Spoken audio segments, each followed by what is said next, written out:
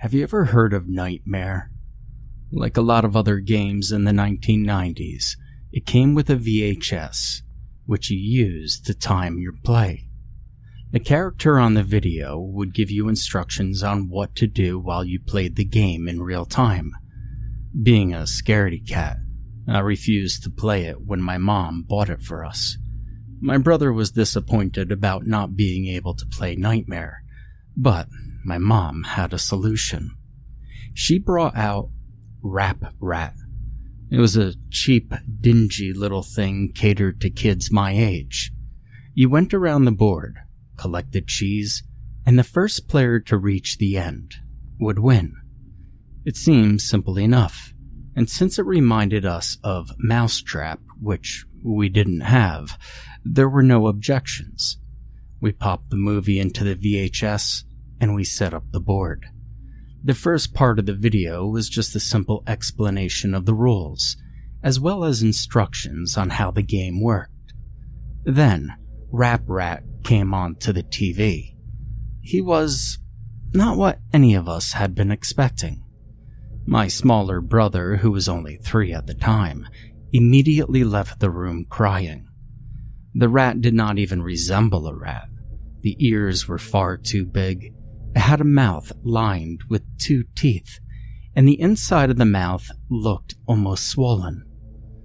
The most striking part about the thing, though, were the eyes. They were large, glassy, and fish-like. I asked, then bothered, then begged my mom to turn it off.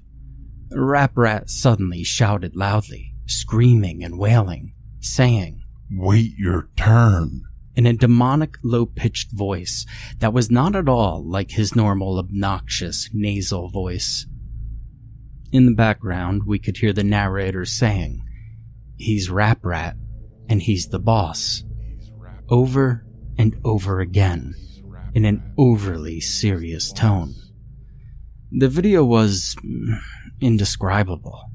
Images crossed the screen in quick succession, overcut with Rap Rat's expressionless eyes.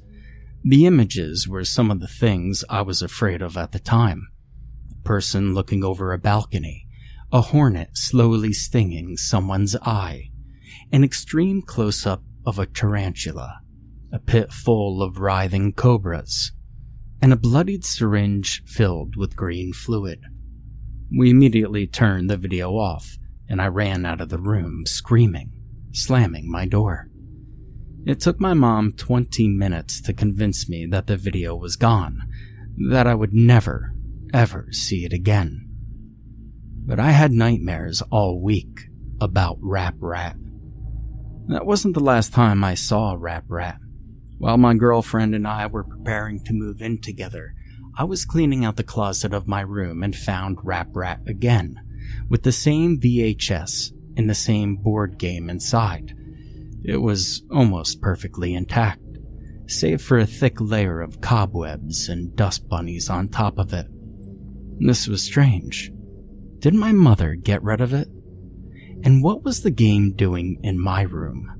I let out a bit of a gasp when I found it, and my girlfriend came into the room, asking what was the matter. Breathing harshly, I said, "Rap Rat." She laughed a bit, asking if it was a joke. I shook my head, explaining that it wasn't. She didn't believe me. Nobody did, and I decided that the only way to prove it to her was to show her the video. I borrowed my neighbor's VHS and played the video for her. However, the images had changed. I saw a clown, its nose bursting and spraying blood onto the screen. I saw a woman alone in a dark room. I saw a man being forced to pick up white-hot metal and hold it in his outstretched hand, turning his hand into a leathery mess. The scratching I heard as a child continued, picking up louder and louder, and then Rap Rat showed up and began twisting and convulsing, its arms thrusting this way and that. The costume wasn't a costume anymore. The felt was real fur. Now its face wasn't plastic, but instead, a bristle of thorns with teeth. The eyes turned inward and suddenly popped out again, and Rap Rat's huge fish eyes were inside out, staring right at me, watching my every move, my every expression. It grinned wildly and gestured at my girlfriend and I with a single outstretched, inhuman hand. I could hear the faintest scratching at my front door. The TV went blank and showed static.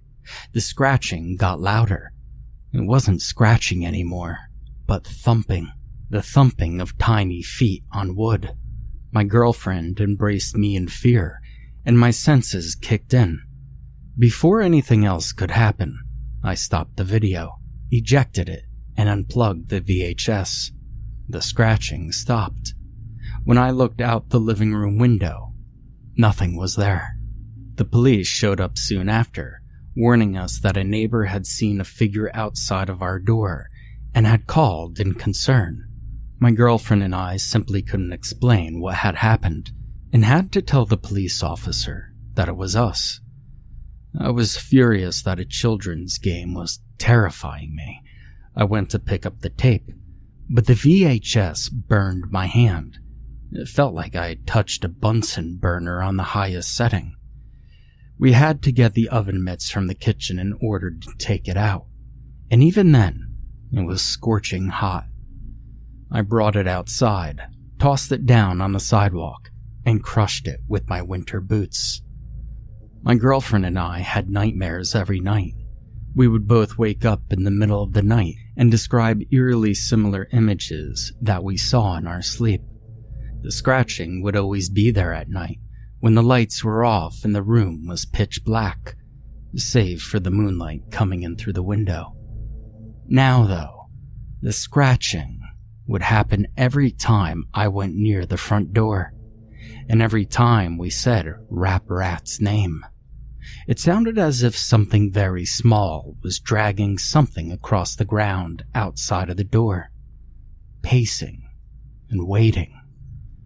I would simply wait with the covers pulled up to my neck until I succumbed to exhaustion. At this point, I was determined to sue the company for damages. The first thing I did was call my mother and ask where she got Rap Rat. She had no idea. I found a merchant who sold versions of Rap Rat and asked how I could get in touch with the company. And he sent me this email. I don't know about the game, but I know it was created by the same people who created Nightmare. The company is called A Couple of Cowboys. Try them. I did a bit more research and discovered that the company became defunct in 1994, only 2 years after the company created a Rap Rat. I discovered why they did soon after. In 1992, the year of the game's development, A Couple of Cowboys had commissioned a manufacturing company in Haiti to create the doll portrayed in the game. The company who created the puppet ran a sweatshop where they forced women and children to produce the various components of the puppet, including the felt and plastic of the doll. One day, a young Haitian girl got her arm caught in the industrial sewing machine. The spring loader, unable to handle the weight on the machine, came loose and struck the child's neck, killing her instantly.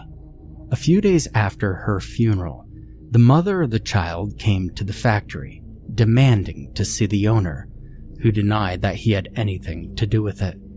In a fit of rage, the mother said that the blood from the innocent would seep into every crevice of the doll, every component with which it was created, and all who touched it would die. She claimed to have summoned a fear demon and screamed at the top of her lungs, "Apparat will curse you." The owner simply laughed and told his corporate bosses about Apparat. They spread the joke from person to person, and the game was renamed Rap Rat, a loose anagram of Apparat. Each copy of the name Apparat brought with it a greater and greater curse. Only 2 years after Rap Rat was created, The company was shut down, and the owners hired by Mattel. There were stories of the workers begging for days off, skipping work for weeks and weeks, finding the puppet in strange places. Soon were the stories of suicides. Grim, violent suicides in which the workers would stab their hands and burn themselves to death, writing, "I am fear," on the nearest surface in blood. Nobody knows where the Rap Rat doll went after the original creators disappeared, and some say the last things the victims saw before going insane were large, sunken, fish-like eyes. Couple words of warning. 1. Never ever say Apparat out loud. Saying a demon's name out loud is an invitation to them, a calling. If you had already done this, it cannot be undone. Do not try to speak to or contact Apparat. And 3. Avoid being awake between 3:30 a.m. and 4 a.m. when Rap Rat is most likely trying to scare you. The VHS is back. I thought I stomped on it, smashed it to Kingdom Come, but it's back. I found it in my sock drawer yesterday. This time, I was ready. A whole bunch of people have been contacting me, trying to get the tape or some sort of video from the board game. My answer to you is that it's just too dangerous. If I did that, it would very well drive you insane, scare you to death. The video and the game and Rap Rat itself has some sort of strange power. Rap Rat follows me everywhere I go. I see little shadows in the corner or hear sounds coming down the hallway when I'm the only one home.